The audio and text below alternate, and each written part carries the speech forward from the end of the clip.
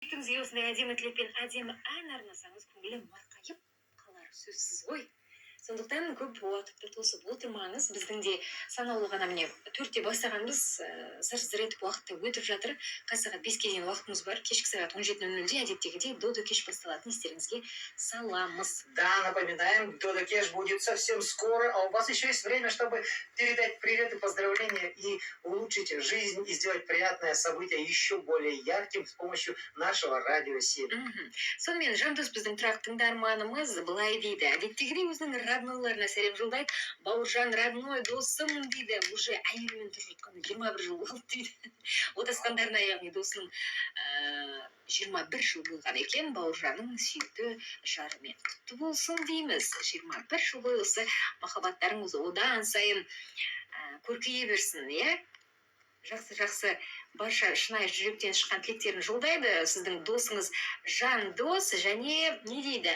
Өзі таксист болып істейді, Кобальт серия 457 дейді.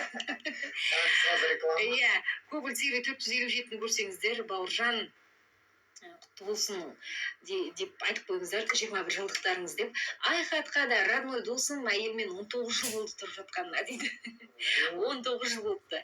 Айхатта жалынды сәлем жолдаймыз, радио арқылы шын жүректен құттықтаймыз барлықтарыңызды да. Серікқали Иманғалиев былай дейді.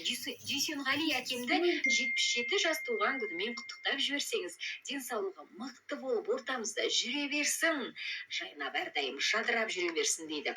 Дүйсенғали аға 77 жас туған күніңіз құтты болсын. Радио атынан, радио 7 ұжымының атынан, жалпы семейліктердің атынан шын жүректен құттықтаймыз деп айтқымыз келеді. Да, друзья мои. Тілек кішкене сыймай қалыпты. Да, мы все время напоминаем, что если у вас длинное поздравление, на WhatsApp лучше. Нам пишите в WhatsApp, удобнее читать, и оно полностью помещается. А когда вы в TikTok пишете длинное сообщение, иногда половина пропадает, иногда мы не успеваем зачитывать, потому что у нас идут следующие сообщения. Поэтому, если вам не трудно, 8 707 033 106 и 9 номер нашего WhatsApp.